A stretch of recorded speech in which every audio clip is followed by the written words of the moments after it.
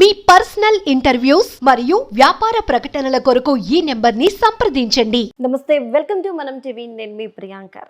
మనకు తెలిసిందే, తిరుపతి కొండపై ఏదైతే లడ్డు ప్రసాదం ఉందో, ఈ ప్రసాదానికి సంబంధించి ఒక ఇష్యూ నడుస్తుంది.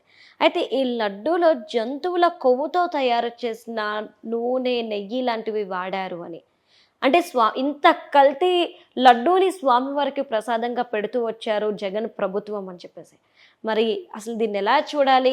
ఆ వైఎస్ఆర్సీపీ పార్టీ అయితే తమ తప్పుని సమర్థించుకుంటూ వస్తుంది. మరి అసలు వాళ్ళు మాట్లాడుతున్న మాటలో ఎంతవరకు వాస్తవం ఉంది, వస్తున్న రిపోర్ట్ ఏం చెప్తుంది అనే విషయాల్ని ఈరోజు మనతో డిస్కస్ చేయడానికి స్టూడియో పాటు ఉన్నారు కరాటి కళ్యాణి గారు. వారితో మాట్లాడదాము. నమస్కారం మ్యామ్. నమస్తే అమ్మా. ఒక విధంగా చూసుకుంటే సీఎం చంద్రబాబు నాయుడు గారు స్వయంగా రిపోర్ట్స్ చూపించి ఈ విధమైన తప్పు జరిగింది అని చెప్పారు. అంటే ఒక సీఎం స్థాయిలో ఉన్న వ్యక్తి ఈరోజు వచ్చి అబద్ధాలు చెప్తారని మనం అనుకోలేని సిచ్యువేషన్.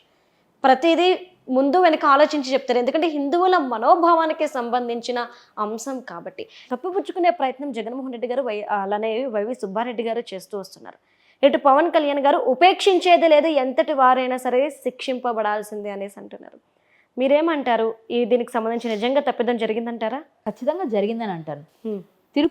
తిరుమల తిరుపతిలో లడ్డు వివాదం ఈరోజు బయటికి రావడం, వెలుగులోకి వచ్చింది అంటే చంద్రబాబు నాయుడు గారు వేసిన కమిటీ, వాళ్ళు సేకరించిన ఆధారాలు, దాని తాలూకా వివరణ అంతా తెలుసుకొని వాళ్ళు ఒక 2-3 months దాని గురించి రెండింటిని పరిశీలించిన తర్వాతనే ఆ నివేదిక వచ్చి ఉంటుంది.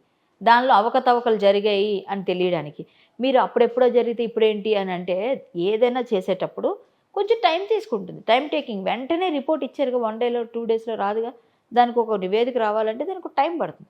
ఆ టైం వరకు ఉండి అప్పుడు జరిగింది కదా, ఇప్పుడు జరిగింది కదా, ఏదో వాళ్ళు తప్పు కప్పిపుచ్చుకోవాలి కాబట్టి చెప్తే 5 yearsలో వాళ్ళు చేసిన అరాచకాలు ఇన్నా అన్నా ఒక్కటే అంటారా? తిరుమలలో ఓన్లీ లడ్డు వివాదం ఒకటేనా? తిరుచానూరు అమ్మవారి ఆలయానికి 100 మీటర్ల దూరంలో మద్యం, మాంసం దుకాణాలు, మాంసాన్ని అమ్ముతుంటే నేను రెడ్ హ్యాండెడ్గా నేను వెళ్ళి లైవ్ కూడా పెట్టాను, నా ఫేస్బుక్లో ఉంటుంది అది.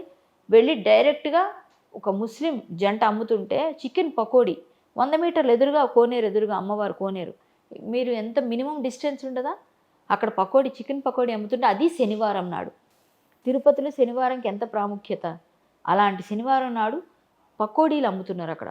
నేను వెళ్తే వెంటనే ఆపేశారు. ఆ చుట్టుపక్కల 4 షాప్స్ ఉంటే నేను గట్టిగా వెళ్ళని మాట్లాడితే వెంటనే తీసి, ఎవరిచ్చారు మీకు పర్మిషన్ అంటే పంచాయతీ సెక్రటరీ. అంటే అక్కడ పంచాయతీ పరిధిలో వాళ్ళకి తెలిసి, వాళ్ళు తెలుసుకొనే చేస్తున్నారు. అంటే ఆ సెక్రటరీలు వాళ్ళందరికీ ఇందులో లేదా భాగం, మొత్తం అంతా వాళ్ళు చేయాల్సిందే కదా. వాళ్ళందరూ వీళ్ళకి పర్మిషన్స్ ఇస్తున్నారు. మాంసం కొట్లు, మద్యం కొట్లు ఉండకూడదుగా గుళ్ళ పక్కన.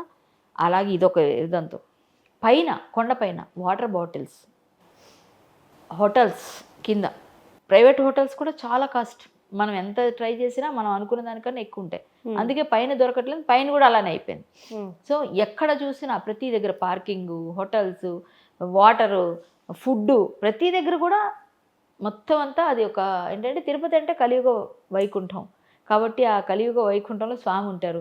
స్వామిని దర్శించాలి అంటే మనం తిరుపతి వెళ్ళాలి. తిరుపతి అంటే అందరినీ అంత దూరంలో ఉన్నాడు, 7 కొండల పైన ఉన్నాడు స్వామి, మొక్కు చెల్లించుకోవాలి, కాలినడకను వెళ్ళాలి, పొర్లు దండాలు పెట్టాలి అని ఎన్నో ఆశలతో వెళ్ళిన భక్తుల మనోభావాలు దెబ్బతీసే విధంగా ఇన్ని రోజులు, ఇన్ని సంవత్సరాల నుంచి మీరు ఈ కాంట్రాక్టర్ థామస్, వాడి పేరు థామస్ అనేవాడు సప్లై చేస్తున్న నెయ్యిలో కల్తీ ఉంది, వాడికి జంతు కలేబరాతో తయారు చేసే అలవాటు ఉంది, ప్యాకింగుల్లో తెలియదు కాబట్టి చేసి పంపించేస్తున్నారు. ఇంత క్వాంటిటీ నెయ్యి ఉంటే దానిలో ఇంత క్వాంటిటీ ఇవన్నీ కలిపేసి ఏదో చేస్తే ఏదో తేడా ఉంది అనుకుంటారు. బ్రాహ్మణులకు కూడా తెలియదు కదా, కొంతమందికి ఏం తెలుస్తుంది, వాళ్ళకి ఏమైనా ఇవన్నీ స్మెల్ తెలుస్తాయి కానీ తేడా ఉంది అనుకుంటారు, బట్ ఏదో వస్తుంది అనుకుంటారు. సో ఇంత తేడాగా థామస్ అనే వ్యక్తి చేస్తూ ఉంటే 5 సంవత్సరాలుగా ఎన్నిసార్లు వెళ్ళి ఉంటాము మనలాంటి వాళ్ళం స్వామిని మొక్కడానికి, స్వామిని దర్శించుకోవడానికి ఎన్నిసార్లు వెళ్ళి ఉంటాం? అన్నిసార్లు మనం తిన్న లడ్డు అదే అన్నప్పుడు మనకి ఇప్పుడు వికారం అయిపోతూ ఉండదు? ఎలాంటి పరిస్థితిలో ఉంటాం మనం? ఎంత బాధ మనలా ఎంతమంది. ఇంకా మనం నాన్ వెజిటేరియన్స్ పర్వాలేదు, వెజిటేరియన్స్ పరిస్థితి ఏంటి? వాళ్ళు ఎంత బాధపడతారు? తెలుసో తెలియకో భగవంతుడి దగ్గర వాడెవడో అపచారం చేసి దానికందరికి మనం కూడా తీసుకున్నామే అంటే, మనకు తెలియక చేసినప్పుడు అది అంటుతుంది పాపం అని అలా అనరు. అయినప్పటికీ మనకి మానసిక క్షోభ ఉండిపోతుంది కదా. ఎంతమంది భక్తులు ఎంత పెయిన్తో భరిస్తుంటారు, ఎంతమంది నిష్ఠాగరిష్ఠులు ఎంత బాధపడి ఉంటారు, ఎంతమంది బ్రాహ్మణోత్తములు పండితోత్తములు ఎంత పిచ్చిగా వాళ్ళకి నైట్ నిద్ర రాకుండా ఈరోజు రాక నేను తెలిసిన దగ్గర నుంచి వాళ్ళు ఎంత బాధపడి ఉంటారు.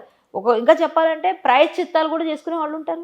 గత 5 ఏళ్ల ప్రభుత్వంలో జగన్మోహన్ రెడ్డి గారి ప్రభుత్వం ఏదైతే ఉందో టీటీడీకి సంబంధించి ఈవో అవ్వచ్చు, ఎవరైనా కావచ్చు, అక్కడ కనీసం హిందూ ధర్మాల్ని పాటించేవారు, హిందుత్వం గురించి తెలిసిన వాళ్ళని మాత్రమే నియమిస్తూ రావాలి. కానీ ఈ ప్రభుత్వంలో ఇతర మతస్థుల్ని మాత్రమే అక్కడ నియమించారు. ఈరోజు మనకి నెయ్యి సప్లై చేసే వాళ్ళు కావచ్చు, వైవి సుబ్బారెడ్డి గారు కావచ్చు, భూమన కరుణాకర్ గారు కావచ్చు, అక్కడున్న వాళ్ళందరూ కూడా వేరే మతస్థులు.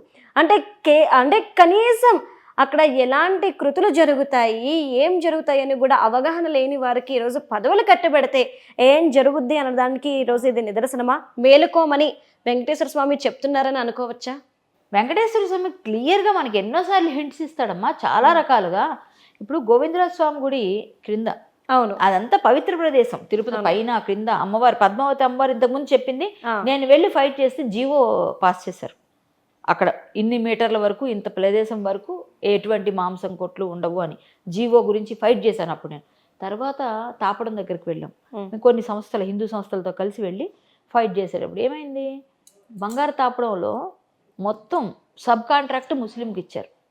ఆ సబ్ కాంట్రాక్ట్ ఇచ్చిన ముస్లింని రెడ్ హ్యాండెడ్గా లోపల పట్టుకున్నాం మేము. అధికారులు అందరూ వచ్చారు, పెద్ద ఫైట్ అయింది. చూస్తే ఆ పైన మొత్తం రాగిరేకులు, దానిపైన పెయింటింగ్ గోల్డ్ తాపడం కదా పెట్టాలి, గోల్డ్ తాపడాలు కొన్ని దగ్గర ప్లేసుల్లో పెట్టి, కొన్ని ప్రదేశాల్లో మొత్తం అంతా పెయింట్ కూడా చేశారు. అంటే ఈ బంగారం అంతా ఎడిపోయింది, ఎవరు తిన్నారు, ఎక్కడికి వెళ్ళిపోతుంది, ఇదంతా చేస్తున్నారు. ఇదొక రకమైన మోసం. ఇన్ని రకాలుగా చూసిన వెంటనే అక్కడ ఏమైంది, పెద్ద చెట్టు ఉండేది, పెద్దది మహావృక్షం, కాలిపోయింది నిలువున, బూడిద, షాపు దగ్ధమైంది, ఏనుగు చనిపోయింది. ఇవన్నీ మీకు హింట్స్ కావా స్వామి ఇచ్చేవి? తప్పులు జరుగుతున్నాయని మేము వెళ్తే కాదని మా మీద రివర్స్ అయ్యారు. అక్కడ ఏం జరిగింది? ఇమీడియట్గా మంత్స్ కూడా కాకుండానే అవన్నీ జరిగాయి, కాలిపోవడాలు. అంటే తిరుపతిలో ప్రదేశాలు ప్రతిది పవిత్రమైన ప్రదేశం. అది పైన స్వామి ఉన్న ఆ చుట్టుపక్కల అలివేలు మంగాపురం, శ్రీనివాస మంగాపురం, ఇవన్నీ కూడా పవిత్రమైన ప్రదేశం. సో ఎక్కడ చూసినా అక్కడ పవిత్రతకే తావివ్వాలి. అలాంటి ప్రదేశంలో భూమన కరుణాకర్ రెడ్డి గారు, మీరు చెప్పిన ఎవరైతే వైవి సుబ్బారెడ్డి గారు, ఈ థామస్ లాంటి వాళ్ళ కాంట్రాక్టు, ఇంకొక ఆయన ముస్లిం పేరుంది, జీడిపప్పు లాంటి డ్రై ఫ్రూట్ సప్లై, ఆయన డ్రై ఫ్రూట్స్, జీడిపప్పు, కిస్మిస్, బాదం, ఇవన్నీ ఆయన సప్లై చేస్తాడు, ఆయన ముస్లిం. సో వీళ్ళందరికీ కాంట్రాక్ట్స్ ఇచ్చి వీళ్ళందరినీ ఉద్యోగాల్లో పెట్టి అన్య మతస్థులకి తిరుపతిలో ఏం పని? మన హిందువులు లేరా? మన ఐఏఎస్ ఆఫీసర్లు లేరా? మన వాళ్ళందరూ చాలా భక్తులు లేరా? ఎంతోమంది కోట్ల విరాళాలు ఇచ్చిన దాతలు లేరా?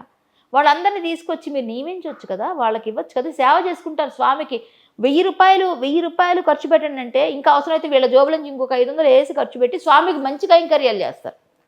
వీళ్ళు నువ్వు 1000 రూపాయలు కైంకర్యం చేయంటే 200 చేసి 800 మింగేస్తారు. ఇది జరుగుతుంది. ఎందుకంటే వాళ్ళకి పూజల గురించి పెద్దగా అవసరం లేదు, అవగాహన లేదు, అవసరం లేదు వాళ్ళకి. దేవుడు ఏమైనా వచ్చి తింటాడా, దేవుడు ఏమైనా చేస్తాడా, మేమేగా తినేది, మీరేగా తినేది, ఇట్లా మాట్లాడే నాస్తికులు ఉంటారు కొంతమంది. వాళ్ళందరికీ లేకపోతే పరమతస్తులను తీసుకొచ్చి పెడితే వాళ్ళకి భక్తి లేనప్పుడు ఏదో జనాల కోసం, పదవుల కోసం నమస్కారం పెట్టడం తప్ప మనస్ఫూర్తిగా నమస్కారం పెట్టుకొని ప్రసాదం తింటారండి వాళ్ళు? చెప్పానండి, వాళ్ళ గుండె మీద చేసుకొని ఎవ్వరూ చేయరు. కొంతమంది చేస్తారేమో అందులో, అది కూడా భక్తుల కోసం, వాళ్ళ ఇంట్రెస్ట్తో వాళ్ళు చేయరు.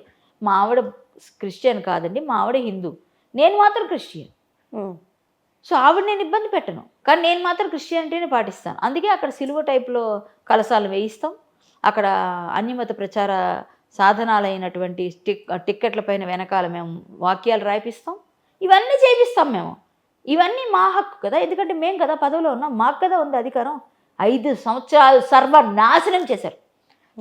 సర్వనాశనం అంటే ఇంకా దానికి చెప్పడానికి కడుపు తరుక్కుపోతుంది, గుండె బరువెక్కిపోతుంది. తిరుపతి గురించి మాట్లాడితే ఒక్కొక్కడిని నిజంగా అధికారం ఉంటే ఎవరైతే ఇలాంటి తప్పులు చేశారో, నెయ్యి సప్లైర్ని కానీ, ఈ జీడిపప్పు కాంట్రాక్టర్లు కానీ, ఇంకొకళ్ళని కానీ మొత్తం హిందువులందరూ వెళ్ళి కుమ్మేస్తారమ్మ వదిలితే. అంటే మ్యామ్, ఇప్పుడు మనం చూసుకుంటే కనుక కేవలం ఈరోజు లడ్డూ ప్రసాదానికి సంబంధించిన అవినీతి అలానే ఇవి మాత్రమే బయటకు వచ్చాయి, కానీ ఇంకా తిరుపతిలో ఏమేమి జరుగుంటాయి అని అదేమ్మా. ఇప్పుడు లడ్డూ ప్రసాదం గురించి ఇప్పుడు తెలిసింది, ఇప్పుడు స్టార్ట్ అయింది. ఎన్ని ఉన్నాయో అన్ని అవకతవకలు బయటకు వస్తాయి. అలిపిరి దగ్గర నుంచి మీరు వెళ్తున్నప్పుడు ప్రక్కనే గోమాంసాన్ని అమ్ముతూ ఉంటారు, దారాలు పెట్టి. తెలుసా? ఆ చుట్టుపక్కల సందులోకి మీరు వెళితే లోపలికి ఎంటర్ అయితే స్మెల్ చచ్చిపోతాం. ఆ పక్క నుంచి వెళ్తుంటే ఒక రోజు ఉంది, సండేనో ఏదో ఒక రోజు పెడతారు, శుక్రవారమో, వెళుతుంటే మొత్తం ఆ దారంతా అదే. మాకు చెప్పారు అప్పుడు, అప్పట్లో మొత్తం ఎంక్వైరీలు చేసాము, అన్నీ జరిగాయి. ఇక్కడ ఈ లడ్డూ కోసం ఇప్పుడు బయటకు వచ్చింది. బట్ ఇదొకటి అంటే తిరుపతి పుణ్యక్షేత్రానికి వెళ్ళే దారిలో అది ఉండకూడదని మీకు తెలీదా? అలా పెట్టుకుంటే మీరు ఊరుకుంటారా? అది ఊరే కావచ్చు, ఏమైనా కావచ్చు, ఊరు బయటే కదా చేసుకోవాల్సినవి ఇలాంటివన్నీ. మీరు తింటారు, మీరు ఏమేం చేస్తారు, మాకు పడదు అవన్నీ. మేము అడిగితేనేమో మీరు ఎలా ఇది తింటారు, అది మేము తింటాం అనేది రివర్స్లో మాట్లాడతారు. అయినా సరే వాళ్ళకేమి మంచి జరగదు. మేము ఖచ్చితంగా చట్టం వచ్చిన రోజు అందరికీ సరిగ్గా ఉంటుంది. సో ఇప్పుడు తిరుపతి వెళ్తున్నప్పుడు స్వామిని చూద్దామని వెళ్తుంటే పక్కన గోమాతను కోసేసి అట్లా దారాలుగా పెడితే మనసంతా ఎట్లా అయిపోద్దామో వెళ్తున్నప్పుడు మనసు అంత ఉంటుందా? ఆవు పాలు కదా గోవిందునికి అక్కడ తిరుపతి కొండపైన వచ్చి ఆవు కదా పాలు ఇస్తుంటేనే కదా ఆయన వచ్చి కొట్టాడు ఆ కాపరి, ఆ గొల్ల ఆయన కొడితేనే కదా ఇప్పుడు ఆ పాల తాగాడు. ఆ పాలు లోపల ఎవరు ఉన్నాయి, పుట్టలో ఎందుకు వేస్తున్నావు అంటేనే కదా అక్కడ స్వామికి పాలు ఇస్తున్నట్టుగా ఉంటే అప్పుడు పొట్టలోంచి బయటకు వస్తే ఆ దెబ్బ తగిలిన స్వామిని కదా, అది కదా మనకు చరిత్ర, వెంకటేశ్వర స్వామి చరిత్ర.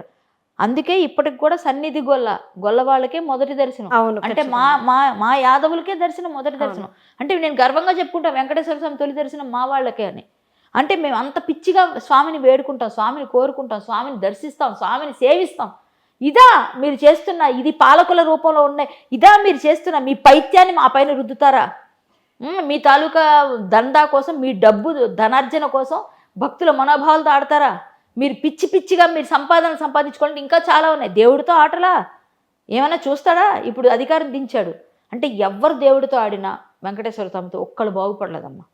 ఈ కాంట్రాక్టర్ కానీ దీనికి అధికారం ఎవరైతే పర్మిషన్ ఇచ్చారో వాళ్ళందరూ, ఆ థామస్ అనే వాడికి పర్మిషన్ ఇచ్చిన ఏ అధికారి ఉన్నారో అతను ముందు నుండి వెనక నుండి ఎవరు నడిపించారో అందరికీ చుట్టుకుంటుంది పాపం. పక్కాగా చెప్తున్నా, పక్కాగా ఇంకా చాలా ఉన్నాయి దందాలు. పైన వాటర్ బాటిల్ దందా మొన్నటిదాకా అది బయటపెట్టి ఏంటమ్మా, తాగేసిన నీళ్లు తాగేసి వాటర్ గాజు గ్లాసులు ఇవ్వాలట, గాజు గ్లాసులే ఉండాలట. ఆ వాటర్ బాటిల్స్ పైన తాగేసిన వెంటనే వాళ్ళకి అది మళ్ళీ తాగిన తర్వాత వెనక్కిస్తే 10 రూపాయలు వెనక్కిస్తారు. 30 రూపాయలు 50 రూపాయలు అది పెట్టారు రేటు. సో వీడు తాగిన తర్వాత వీడికి అడిగాడో లేదు ఎవరికి తెలుస్తుంది? ఎంగిల్ దానిలో మళ్ళీ నీవు పెట్టి మళ్ళీ సీల్ చేశారు, ఎవరికి తెలుస్తుంది? మనం చూడం. అంటే మన ఎంగిల్ ఇంకోడు, ఎవడో ఎంగిల్ మనం, అంతే కదా. ఇలాంటి పరిస్థితి అదొకటి చేశారు. నెక్స్ట్ అన్నం, ఒకసారి రాధామనోహర స్వామి వెళ్ళి అక్కడ గట్టిగా ఫైట్ చేశారు. ఏంటి పురుగుల అన్నంలాగా మొత్తం ఒక రకంగా మతకన్ను. టీటీడీకి డబ్బులు లేవు, టీటీడీలో డబ్బులు లేవా? భక్తులు అన్నదానం కోసం ఎన్ని కోట్లు ఇస్తున్నారు, రోజు మీకు కోట్ల ఆదాయం స్వామికి వస్తుంది. స్వామి అన్నం పెట్టాడు, అందరికీ పెట్టగలిగే స్థితిలో లేడా స్వామి? పెడతాడు కూడా. కలియుగం అంతం వరకు కూడా ఆయన ఎంతవరకైనా ఎంతమందికైనా పెట్టగలిగే శక్తి ఎవరికి ఉందని వెంకటేశ్వర స్వామికి ఉంది. సో అంత ధనవంతుడైన వెంకటేశ్వర స్వామి ఆయన కుబేరుడు అప్పు కట్టడానికి తీసుకున్నా, ఎలా తీసుకున్నా, ఏ విధంగా తీసుకున్నా వెంకటేశ్వర స్వామి ధనవంతుడే కదా. ఆయనకు వచ్చే అన్నం ఆ డబ్బులతో అందరికీ భోజనం పెడుతున్నాడుగా, అన్నదాన ప్రభువే కదా. అలాంటప్పుడు మంచి నాసిరకం బియ్యం తెచ్చి వండుతారా మీరు? మంచి బియ్యం లేవా మీ దగ్గర? నాసిరకం బియ్యం పెట్టేస్తారా భక్తులకి? ఎన్ని అన్నదాన సత్రాలు ఉన్నాయి అక్కడ. సో అది కూడా ఒక ఇష్యూ అయింది, అదొక ఇష్యూ. అలాగే కాటేజెస్ బ్లాక్లలో అందరికీ బ్లాక్ చేసేయటం ఎన్ని ఉన్నాయి, ఎన్ని రకాలుగా చేస్తున్నారు. 1000 రూపాయలు కట్టాల్సిన 3000 కట్టించుకునే రోజులు ఉన్నాయి. అంటే 10,000 రూపాయలు 15,000 కూడా పలుకుతాయి కొన్ని సింగిల్. అంటే వాళ్ళకి ఒక ఇండిపెండెంట్ కాటేజెస్ ఇస్తే ఎంత ఘోరంగా ఉంది అక్కడ సిచ్యువేషన్ ప్రతి విషయంలో. పోనీ ఏమైనా ఫుడ్ మంచిగా దొరుకుతుందా పైన? పోనీ ఏమైనా బయట హోటల్స్లో, పోనీ అక్కడ లోపల మనకు అన్నదానంలో కుదరలేదు వెళ్ళలేకపోయామంటే బయట ఫుడ్ కూడా వాళ్ళు తినాలి అంటే చుక్కలు కనిపించేట్టుగా ఉన్నాయి ఫుడ్లు రెస్టారెంట్స్లో. వాళ్ళు ప్రతిదీ పాట, ప్రతిదీ వాళ్ళు ఏదైనా బిజినెస్సే, ఆ బిజినెస్లో వీళ్ళకి వాటా కోసం వీళ్ళు పాట పాడిస్తున్నారు. ఈ పాట పాడిన వాళ్ళకి వాటా ఇస్తున్నారు. సో ఏమవుతుంది, భక్తులకి జేబులు లూటీ అయిపోతున్నాయి మొత్తం. సో వీళ్ళైతే వెంకటేశ్వర స్వామిని, ఆ తిరుపతిని పవిత్రతను కోల్పోయేటట్టు చేస్తున్నారు. పవిత్రతను కోల్పోయేంటి వెంకటేశ్వర స్వామి కోల్పోడు. పవిత్రంగా భావించే భక్తుల మనోభావాల్లో దెబ్బతీసేస్తే పవిత్రత ఆటోమేటిక్గా తగ్గిపోతుంది. ఇప్పుడు మీరు ఇంత పాపం చేశారు వెధవల్లారా, నిజంగా ఇంత పాపం చేశారు.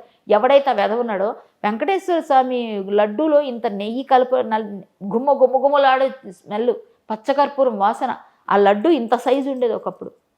ఆ సైజు ఇలా ఉంటే అబ్బా చేయి పట్టేది కాదు అనేవారు కదా. మా చిన్నప్పుడే చేయి పట్టేవి కాదు. అట్లాంటి లడ్డు ఇప్పుడు ఇంత సైజు వచ్చింది. ఇంత సైజు నుంచి ఇంకా తగ్గిపోయేటట్టు కూడా ఉంది. ఇంత సైజు కూడా ఇప్పుడు మీరు 50 రూపాయలు అంటే ఒక్కొక్క లడ్డు ఎంత పెరిగిపోయింది, ఒక్కొక్క సైజు ఇంతంత సైజులో ఇంతంత లడ్డులు వచ్చి దానిలో కూడా స్మెల్ లేదు, ఆ పచ్చికర్పూరం వాసన లేదు, అసలు ఏ విధంగా ఇంకేంటి కల్తీ నెయ్యి అయితే ఇంకేం స్మెల్ వస్తుంది, నెయ్యే మెయిన్ దానికి. మీరు ఎక్కడైనా మంచి నెయ్యి 3000 రూపాయలమ్మా మినిమం కిలో ఉంటుంది, స్వచ్ఛమైన కౌగి ఆవు నెయ్యి వాడాలంటారు, పునుగు పిల్లి తొలగ తైలం వాడాలి స్వామికి, అదేమో ఎక్కడి నుంచో తెచ్చి అది వాడతారు, జవ్వాది పునుగు ఇవన్నీ కూడా స్వామికి సువాసనతో ఆయనని అలాగా అలంకార ప్రియుడు ఆయన, విష్ణుమూర్తి, సాక్షాత్ విష్ణుమూర్తి. సో అలాంటి స్వామికి అసలు అంత ఆయనకి ఆ లడ్డు తినాలి అంటే స్వామి చేయి పెడతాడు, స్వామి చేయి పడుతుంది, అందుకే ఆ టేస్ట్ తిరుపతికి, బయట ఎక్కడ చేసినా ఆ టేస్ట్ రాదు అని అందరూ అంటారు. ఎస్, మేము నమ్ముతాం, మా నమ్మకం. తిరుపతిలో వెంకటేశ్వర స్వామి ఆ లడ్డుని ముట్టుకుంటాడేమో, అవన్నీ ప్రసాదంగా ఆరగింపుగా పెట్టగానే ఆయన చేయి తగులుతుంది, ఆయన చూపు ప్రసరిస్తుంది కాబట్టి ఆ వకులామాత ఆయన అలా కాపలాగా ఉంటుందంటారు. మరి వకులామాత ఊరుకుంటుందా? ఇప్పుడు వకులామాత ఆమె సాక్షిభూతంగా ఉంటుంది, వంట చేసేప్పుడు ఎవరైనా ఎంగిల్ చేస్తున్నారని మనం చూపిస్తారు, మనల్ని తీసుకెళ్ళి వకులామాతను కూడా చూపిస్తారు.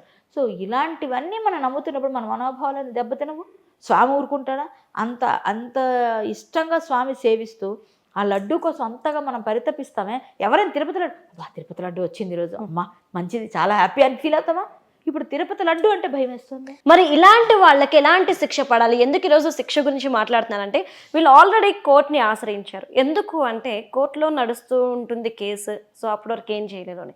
కానీ హిందుత్వాన్ని, వాళ్ళ యొక్క మనోభావాల్ని దెబ్బతీస్తూ స్వామివారికి పెట్టే ప్రసాదంలో ఇంత నీచమైన కల్తీ జరిగింది కదా, వాళ్ళకి ఎలాంటి శిక్ష పడితే మళ్ళీ ఇలాంటి వాళ్ళు పుట్టగొడుగుల్లా పుట్టుకు రాకుండా ఉంటారు అంటారు? చూస్తూ ఉండమ్మా, నేను చెప్తున్నాను మనస్ఫూర్తిగా, ఎవడైతే కల్తీ చేశాడో వాడికి పుట్టగతులు ఉండవు, వాడు అనకూడదు, వాడు కుక్క చావు చేస్తాడు. నేను ఇవాళ చెప్తున్నా, మనం శిక్షలు పడకుండా వాళ్ళు ఏదో తప్పించుకోగలరు, కోర్టులకు వెళ్ళగలుగుతారు, ఏదో డ్రాగ్ చేయగలుగుతారు, ఎన్నో సంవత్సరాలు చేయగలుగుతారు డ్రాగ్, కానీ ఖచ్చితంగా న్యాయమే గెలుస్తుంది.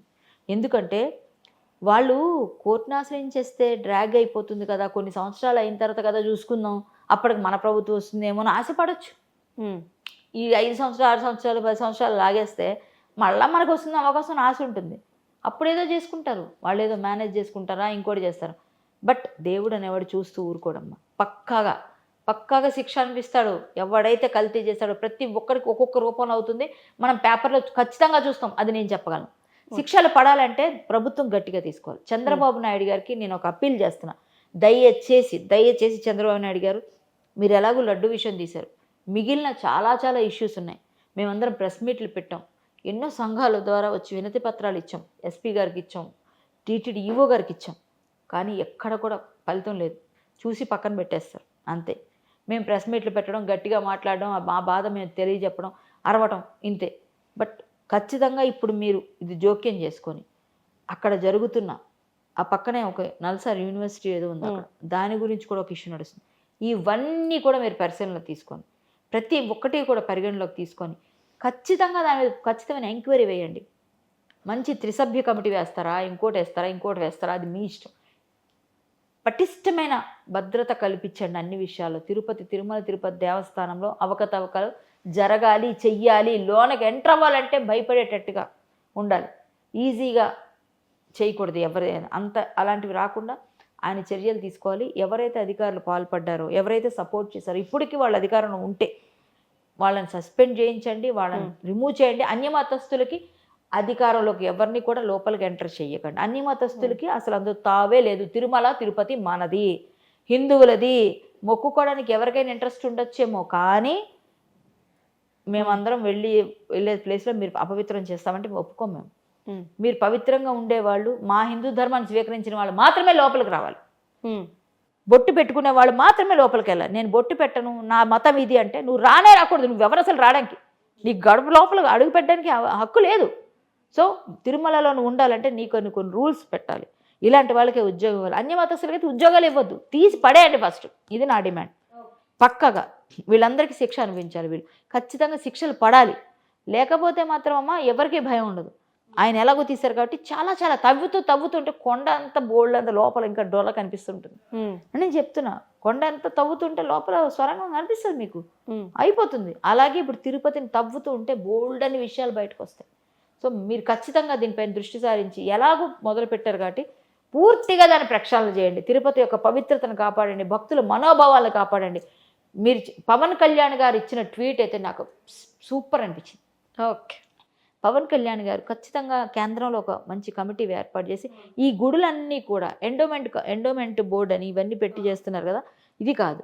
ఈ గుళ్ళన్నీ కూడా ఒక కేంద్ర అధ్యక్షన ఒకటి కమిటీ ఉండాలి, దానిలోనే ఇవన్నీ పనిచేయాలి, దానిలోకి వచ్చేయాలి ఇవన్నీ కూడా అని ఏదో ఒక ట్వీట్ చేశారని విన్నాను, చూసాను. సో ఆయన చేసిన ప్రకారంగా కేంద్రం దృష్టికి ఆయన తీసుకెళ్ళగలరు. తీసుకెళితే ఏమో చెప్పలేం, ఈ ఎండోమెంట్ లాంటిదే ఒక యాక్ట్ ఏదైనా కొంచెం మార్చో ఇంకోటో చేసి మొత్తం అన్నిటిని ఒక తాటి మీదకి తీసుకొచ్చి వీటన్నిటి కోసం చేస్తే వెంకటేశ్వర స్వామి డబ్బులు అంతే వాడేసుకోవడానికి రాజకీయ నాయకులు పనికి వస్తున్నాయి, కానీ ఆయనకి సేవలు కైంకర్యాలు కరెక్ట్గా చేయరా, ఆయన కోసం కరెక్ట్గా పని చేయరా మీరంతా? ఏంటిది మీరు నచ్చినట్టుగా ఏ కాంట్రాక్ట్ ఎవరికి నచ్చితే వాడికి ఇచ్చేస్తారా? హిందువులకి ఇవ్వాల్సిన కాంట్రాక్ట్లు అన్ని మతస్థులకు ఎలా ఇస్తారు? నేను మొన్న కూడా అడిగాను, నిన్న కూడా అడిగి, ఇప్పుడు అడుగుతున్నా, మసీదులో మాకు ఇస్తారా? గుడి తాలూకా సామాన్లు అమ్ముకుంటాం మేము, కొబ్బరికాయలు కొట్టో లేకపోతే ఇంకోటో. పిడుగురాళ్లలో ఒక సత్రం అంటే హిందువుల సత్రం, పక్కనే గుడి అన్నీ ఉన్నాయి. హిందువుల పేరుతో ఉన్న సత్రంలో బాపనమ్మ సత్రం ఏదో ఉంది. ఆ సత్రంలో ఒక ముస్లిం వ్యక్తి ఆయన వెళ్ళి కొబ్బరికాయలు దందా చేస్తాడు. అది మున్సిపాలిటీ పరిధిలో ఉందంటాడు, గుడి అవతల లోపల కాదు.